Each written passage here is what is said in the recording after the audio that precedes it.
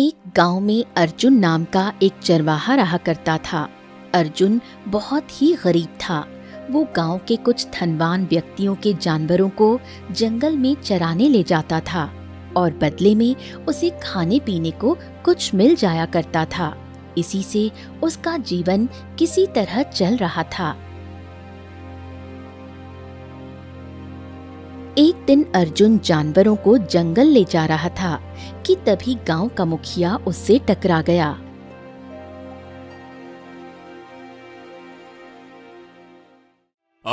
अर्जुन, ए भाई, कल मेरी बकरी का पेट खराब हो गया है। ये क्या चक्कर है? क्या? लेकिन मुखिया जी, जब मैं उसे जंगल में चरा रहा था तब तो पेट बिल्कुल ठीक था। अरे, जंगल में चराना ही सब कुछ नहीं होता है अर्जुन। जानवरों का ध्यान भी रखना पड़ता है। आज के बाद तुम्हें सभी जानवरों का ध्यान रखना होगा। देखना होगा कि कहीं वो उल्टे सीधे पौधे तो नहीं खा रहे। तुमने तो जानवर छोड़ दिए, वो चरते रहे और तुम बढ़िया आराम से पेड़ के नीचे तशरीफ लगाकर आराम करते रहे। ये सब नहीं चलेगा। ठीक है मुखिया जी, अगली बार शिकायत का मौका नहीं मिलेगा, माफ कीजिएगा।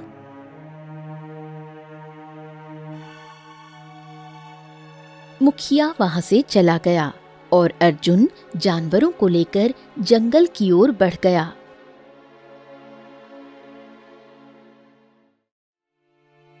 अर्जुन ने जानवरों को खुले मैदान में छोड़ दिया और खुद एक पुराने वृक्ष के नीचे बैठ गया।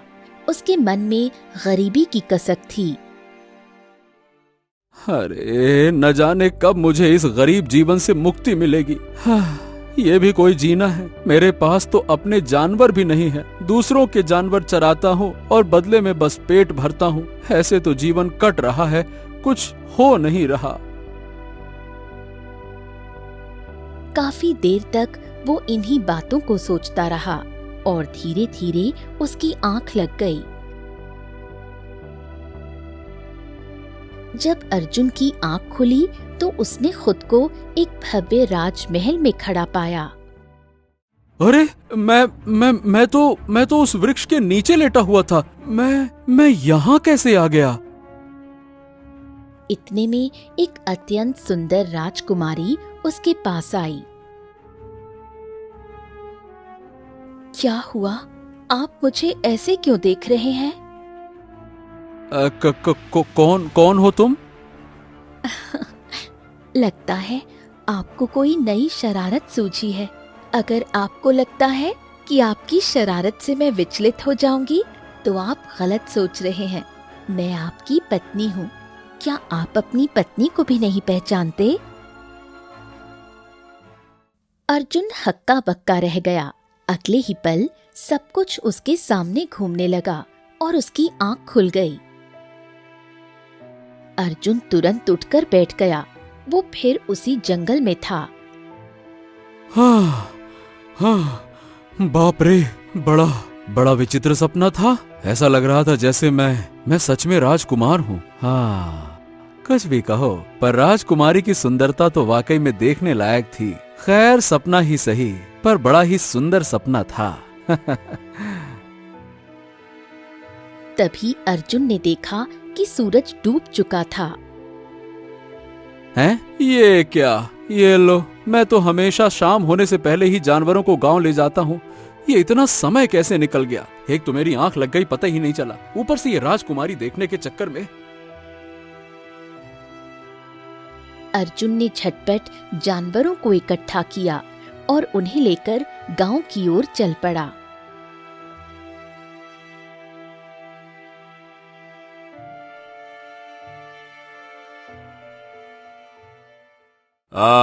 क्यों रे अर्जुन, आज तुझे आने में इतनी देर कैसे हो गई? अरे, मैं तो डर गया था कि कहीं कोई हमारा जानवर किसी जंगली जानवर का शिकार तो नहीं बन गया। क्षमा कीजिए मुखिया जी, वो क्या है कि बस पता नहीं कैसे मेरी आंख लग गई और उसी में। है? आंख लग गई? कितनी देर के लिए आंख लग गई? अर्जुन ने मुखिया को पूरा सपना सुनाया। मुखिया ठहाका लगाकर हंसने लगा। अरे वाह अर्जुन, तो कहने का मतलब ये हुआ कि तुम्हें सपने में राजमहल दिखा और तुम खुद को राजकुमार समझने लगे थे। अरे भाई, लोमड़ी को हमेशा सपने में अंगूर ही दिखाई देते हैं। बेटे, सपना अपनी औकात के मुताबिक देखना चाहिए। चरवाहे हो वो भी किराए के, उसी हिसाब के सपने देखो बेटा, है ना? चलो जाओ जाओ जाओ जाओ जाओ।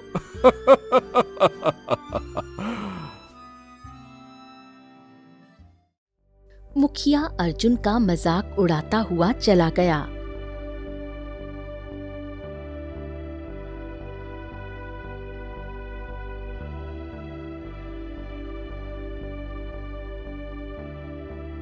कुछ भी कहो, पर मुखिया जी को मेरा मजाक नहीं उड़ाना चाहिए था। अब सपनों पर भला किसी का बस कहाँ चलता है। मैं तो क्या कहूँ, मैं तो अपने ही सपने में फंस गया और अब कल पूरे गांव में मेरा मजाक बनाया जाएगा। दाद तेरे की, क्या हो गया ये।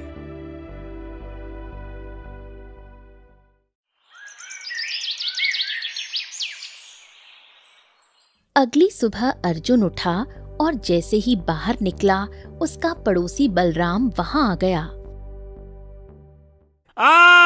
आइए आइए आइए, महाराजा धीराज, इस राज्य के राजकुमार पधार रहे हैं।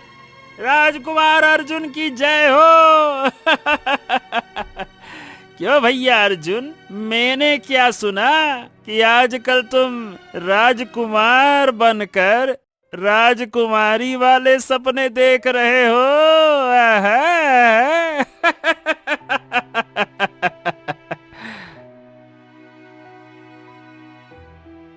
इतना कहकर बलराम जोर जोर से हंसने लगा। अर्जुन चुपचाप वहां से निकल गया। थोड़ी दूर चलने पर उसकी नजर पड़ोस की गंगा ताई पर पड़ी।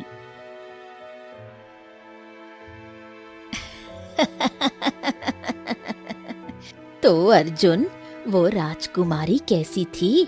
सुंदर थी या तुम्हारी ही तरह बदसूरत? सपना भी अपनी औकात के मुताबिक देखना चाहिए। अर्जुन का चेहरा उतर गया। वो कुछ बोले बिना वहां से चला और साहूकार की हवेली की ओर बढ़ गया। अर्जुन जैसे ही साहूकार की हवेली पहुंचा, साहूकार ने उसे देखते ही ताने भरे स्वर में कहा, अरे आइए आइए आइए, पधारिए पधारिए राजकुमार जी, पधारिए। अरे मैं तो आपका ही इंतजार कर रहा था। क्या साहूकार जी, आप भी मेरा मजाक उड़ा रहे हैं? लगता है कि मुखिया जी ने मेरे सपने के बारे में सबको बता दिया। अरे हाँ भैया, सबको बता दिया और ये भी बता दिया कि सपने में तुमने बड़ी ही सुंदर राजकुमारी को देखा था और वो तुम्हारी पत्नी थी और तुम बने थे राजकुमार।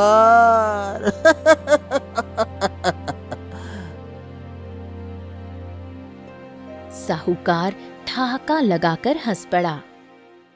हाँ, मैं तो मुखिया जी से अपने सपने के बारे में बताकर फंस गया। खैर, मैं तुम्हारे जानवरों को चराने के लिए लेने आया हूँ, जैसे हमेशा आता हूँ। लाओ दे दो। अरे नहीं नहीं नहीं भैया, अब उसकी कोई जरूरत नहीं है, रहने दो। हैं? क्या क्या मतलब साहूकार जी? अरे भैया, मतलब ये है कि मैंने अपने जानवरों को चराने के लिए गांव का एक दूसरा चरवाहा रख लिया है। तुम तो ठहरे राजकुमार अर्जुन। अब मेरी क्या औकात कि मैं एक राजकुमार को अपना चरवाहा रखूं, उसको अपने जानवर दूं। कहीं तुम्हें गुस्सा आ गया तो कहीं तुम मुझे कारागार में ना बंद करवा दो भैया।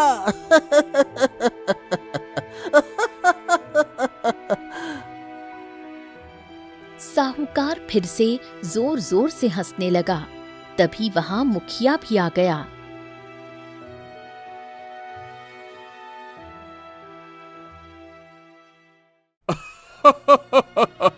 अरे वाह, यहाँ तो साक्षात राजकुमार अर्जुन पधारे हुए हैं। महाराज आपकी जय हो। अर्जुन दोनों को हंसते देख क्रोधित हो उठा। अरे बस करो, बस चुप हो जाओ दोनों। अरे क्या सपना क्या देख लिया मैंने? तुम लोगों ने पूरे गांव में मेरा तमाशा बना दिया। जिसे देखो वही हंसी ठट्ठा कर रहा है मेरे सपने के बारे में। राजकुमार अर्जुन, राजकुमार अर्जुन, राजकुमार अर्जुन। अरे क्या मुझे कोई सपना देखने का अधिकार नहीं है क्या? हाँ नहीं तो?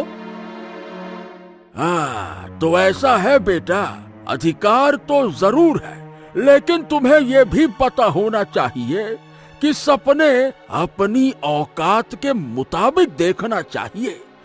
तुम्हारी हिम्मत कैसे पड़ी खुद को राजकुमार की तरह देखने की? अरे आज सपना देखा है, कल सच में राजकुमार बनने की सोचोगे क्यों? अच्छा, तो क्या एक चरवाहे को राजकुमार बनने का कोई अधिकार नहीं? हरगिज नहीं, बिल्कुल नहीं। अरे गरीब कभी राजा नहीं बनते, समझ गए? अरे देख क्या रहे हो, दफा हो जाओ यहाँ से, नहीं तो मार मार के निकालूंगा। निकल यहाँ से, निकल। ठीक है साहूकार, मैं जा रहा हूँ, लेकिन याद रखना कभी किसी गरीब का मजाक नहीं उड़ाना चाहिए, और खास तौर पर उसके सपने का। अरे क्या पता उसका सपना एक दिन सच हो जाए और फिर तुम्हें अपने ही मजाक पर शर्मिंदा होना पड़े। और हाँ, मैं अब तुम्हारे या गांव के किसी भी जानवर को चराने हरगिज नहीं जाऊंगा। चरा लेना अपने जानवर, बड़े आए। अरे ओ चरवाहे, खुद को वास्तव में राजकुमार मत समझ, भूखा मर जाएगा। बेवकूफी मत कर, समझा? जोश में होश खो बैठा है क्या? पर अर्जुन बिना कुछ बोले वहां से चला गया।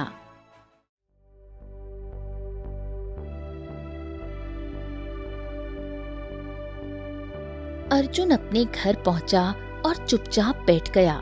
अगले कुछ दिनों तक जब भी वो घर से बाहर निकलता, गांव वाले उसे देखकर हंसने लगते।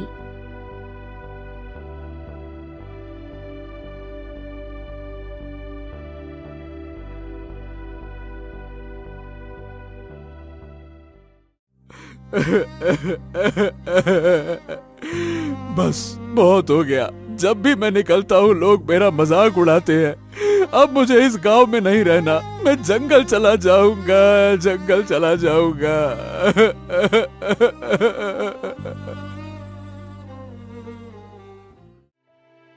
इतना कहकर अर्जुन अपने घर से निकला और सीधे जंगल की ओर बढ़ गया। अर्जुन काफी देर तक भूखा प्यासा जंगल में भटकता रहा। थककर वो एक वृक्ष के नीचे बैठ गया और आंसू बहाने लगा। तभी उसके कानों में किसी साधु की आवाज गूंजी।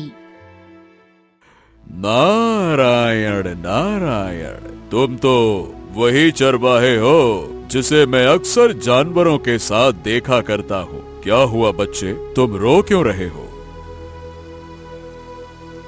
अर्जुन ने आंसुओं से भरी आंखों से साधु को अपनी पूरी बात बताई।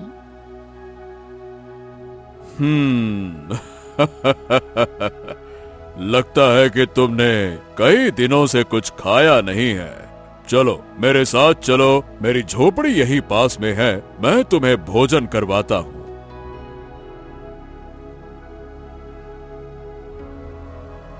साधु अर्जुन को झोपड़ी में ले गया और उसे भोजन कराया।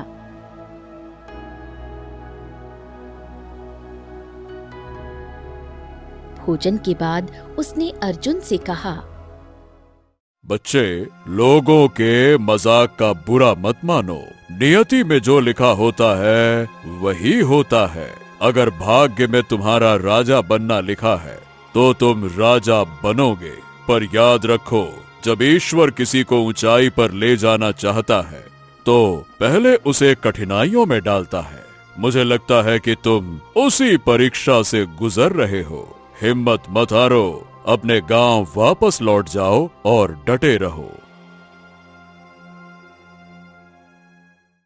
साधु की बातें अर्जुन के मन को छू गईं। उसमें नई हिम्मत आ गई।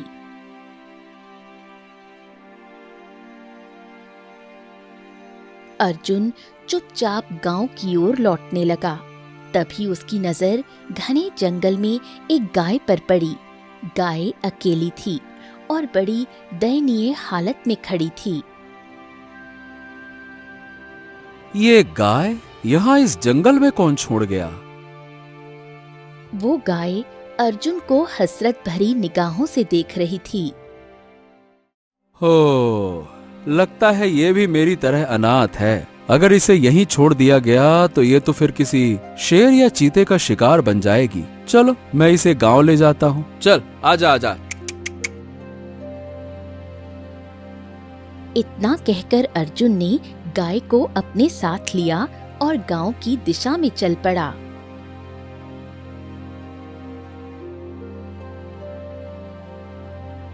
अर्जुन गाय को लेकर गांव की सीमा तक पहुंचा ही था कि अचानक मुखिया उससे टकरा गया। अरे ओ अर्जुन, ए भाई, ये गाय कहाँ से चुरा लाए? देखिए मुखिया जी, अब मैंने तुम्हारे जानवरों को चराना बंद कर दिया है, इसलिए ऐसी फालतू की बातें मत करिए मुझसे। अरे भाई, तुम तो बुरा मान गए। मैं तो बस इसलिए पूछ रहा था कि सारा गांव जानता है कि तुम्हारे पास तो अनाज खरीदने का भी पैसा नहीं होता। तुम दूसरों के जानवर चराते थे और उनके घरों से रोटियों के टुकड़े लेकर अपना पेट पालते थे। अब किसी ऐसे आदमी के हाथ में एक सुंदर गाय देखूंगा तो सवाल तो करूंगा ही ना। अरे बता तो दे भैया, किसकी गाय है? अर्जुन कुछ नहीं बोला। वो गाय को लेकर अपने घर चला आया।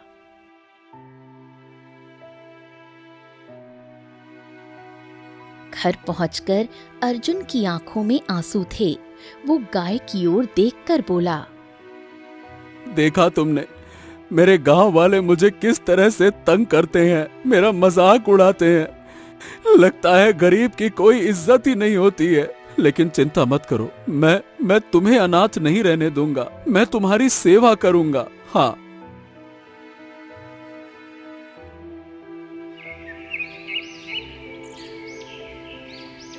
अगले दिन अर्जुन गाय को जंगल में चराने ले गया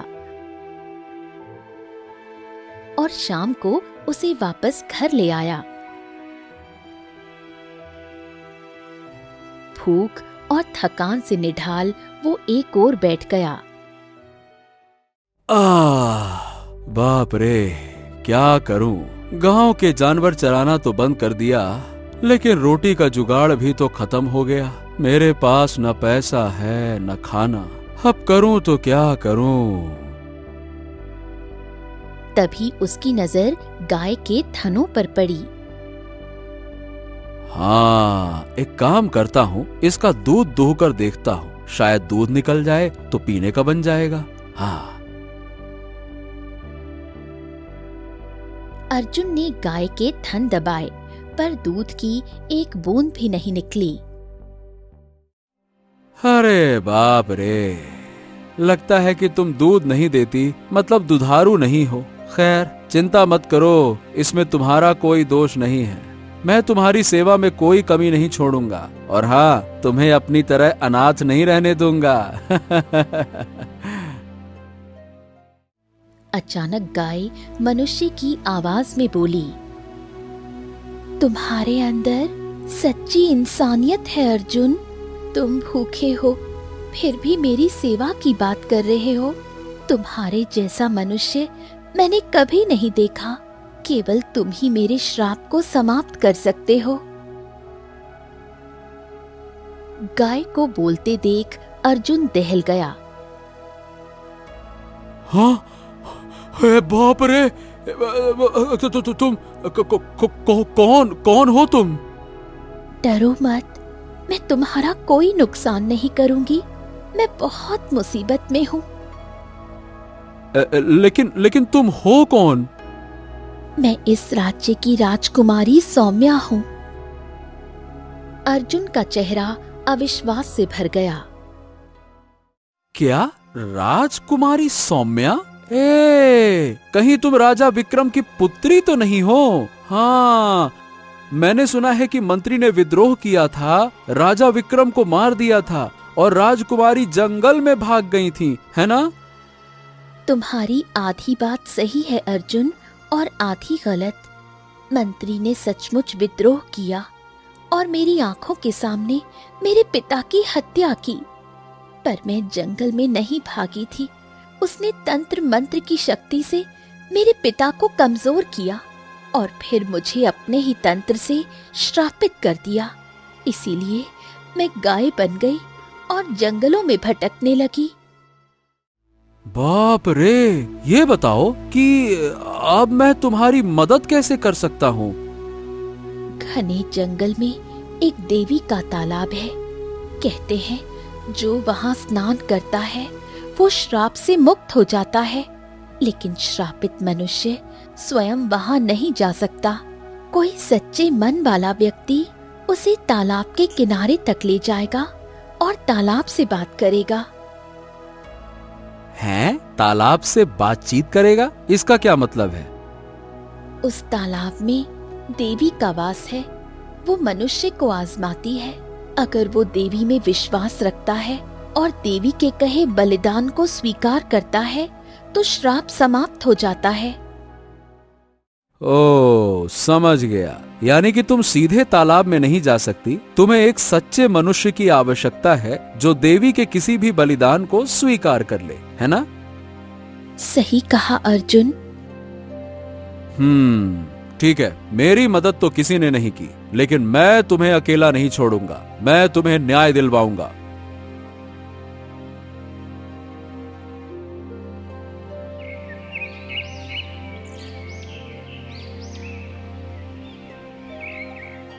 अर्जुन और गाय घने जंगल में पहुंच गए।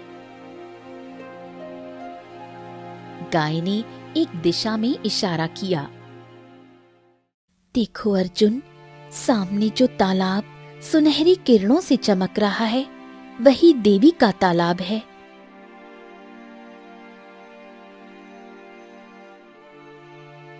अर्जुन गाय को लेकर तालाब के किनारे पहुंचा।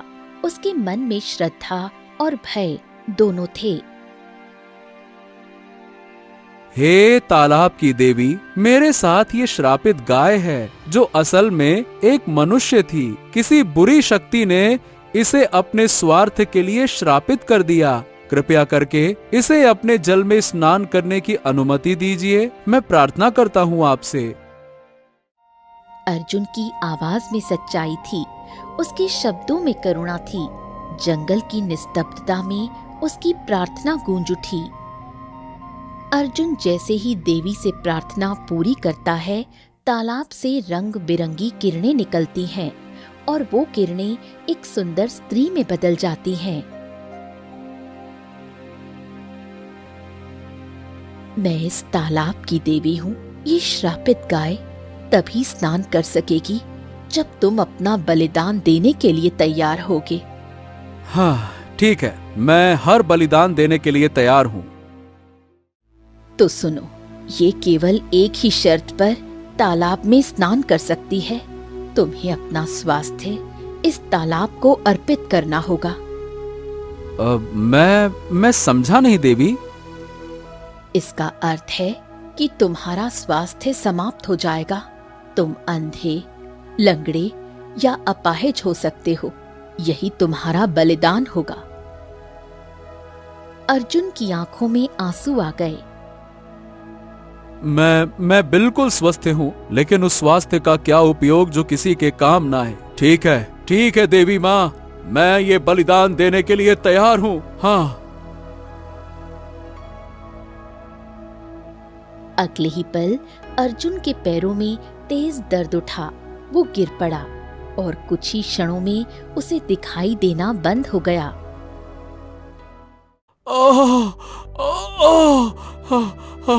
मुझे कुछ दिखाई नहीं दे रहा।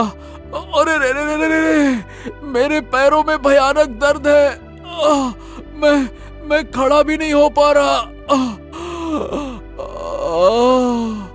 देवी, अब तो इस गाय को स्नान करने दो। ये तुमने क्या कर दिया अर्जुन? मेरे लिए तुमने अपना स्वास्थ्य बलिदान कर दिया। चिंता मत करो राजकुमारी, बस तुम श्राप से मुक्त हो जाओ। यही मेरे लिए सौभाग्य की बात है कि मेरा बलिदान काम आएगा। जाओ।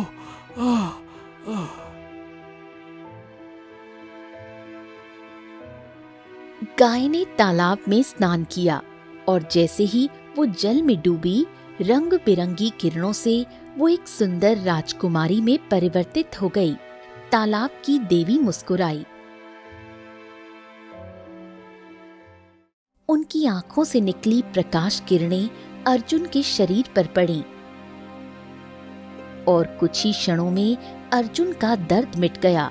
उसकी दृष्टि लौट आई।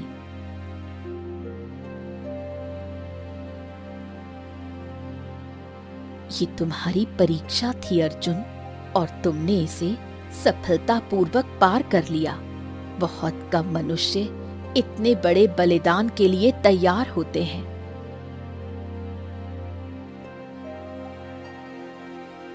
अर्जुन ने राजकुमारी की ओर देखा और चौंक गया। हाँ तुम? अरे तुम तो वही राजकुमारी हो जो मुझे मेरे सपनों में मेरी पत्नी के रूप में दिखाई देती थी। हाँ अर्जुन, लेकिन अब मैं सच में तुम्हारी जीवन संगिनी बनना चाहती हूँ। तुमने मुझे बचाने के लिए इतना बड़ा त्याग किया। राजकुमारी के पिता की हत्या करने वाला मंत्री घोर तांत्रिक है। उसे मारने के लिए तुम्हें एक विशेष हथियार चाहिए। ये हथियार मैं तुम्हें दे रही हूँ। इस तलवार से जैसे ही तुम मंत्री का वध करोगे, ये स्वयं विलीन हो जाएगी। अगले ही पल रंग बिरंगी किरणों से एक चमकदार तलवार प्रकट हुई। याद रखो अर्जुन, ये तलवार केवल उसी मंत्री का अंत कर सकती है। देवी माँ, जब मंत्री ने राजकुमारी सौम्या के पिता की हत्या की थी तो बदला लेने का पहला अधिकार भी उसी का है। मैं चाहता हूँ कि राजकुमारी ही इस तलवार से उसका वध करे। देवी प्रसन्न हो गईं। तुमने बिल्कुल उचित कहा अर्जुन। इतना कहकर देवी रंगीन आभा में विलीन हो गईं। अर्जुन और राजकुमारी सौम्या राजमहल पहुंचे। वहां सिंहासन पर वही मंत्री बैठा था। ये कैसे संभव है? तू अपने असली रूप में कैसे आ गई? मैंने तो तुझे गाय में बदल दिया था। मैं अपने पिता का राज्य और अपना सम्मान वापस लेने आई हूँ और तुझ जैसे काले तांत्रिक से बदला लेने आई हूँ। गलती की थी जो तुझे जंगल में छोड़ा था। तुझे तेरे पिता की तरह मार देना चाहिए था।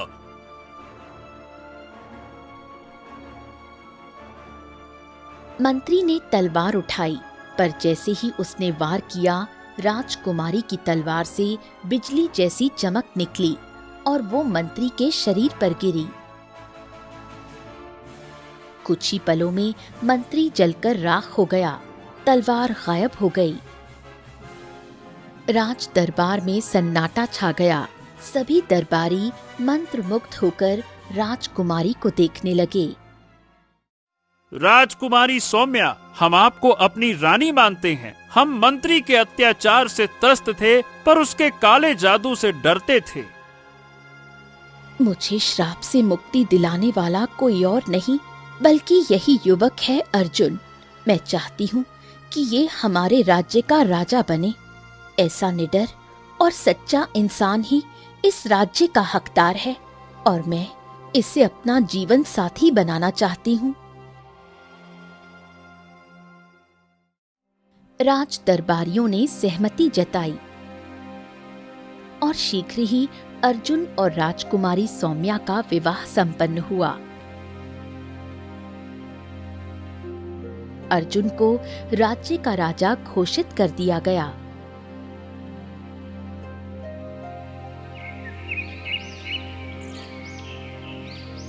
कुछ दिन बाद राजा अर्जुन अपनी पत्नी राजकुमारी सौम्या और सैनिकों के साथ अपने पुराने गांव पहुंचा। गांव के लोग उसे देखकर स्तब्ध रह गए। अरे अरे ये क्या हो गया? तू तो सच में राजकुमार बन गया रे अर्जुन, ये कैसे हो गया? कोई बात नहीं साहूकार, डरने की जरूरत नहीं है। मैं बस तुम्हें ये दिखाने आया हूँ कि कभी किसी का मजाक नहीं उड़ाना चाहिए। जिसे तुम नीचा समझते हो वही एक दिन तुमसे ऊंचा उठ सकता है। मुखिया और साहूकार ने शर्म से सिर झुका लिया। अर्जुन मुस्कुराता है और अपनी पत्नी के साथ अपने राजमहल लौटता है। जो सच्चे दिल से दूसरों की मदद करता है वही किस्मत का राजा बनता है।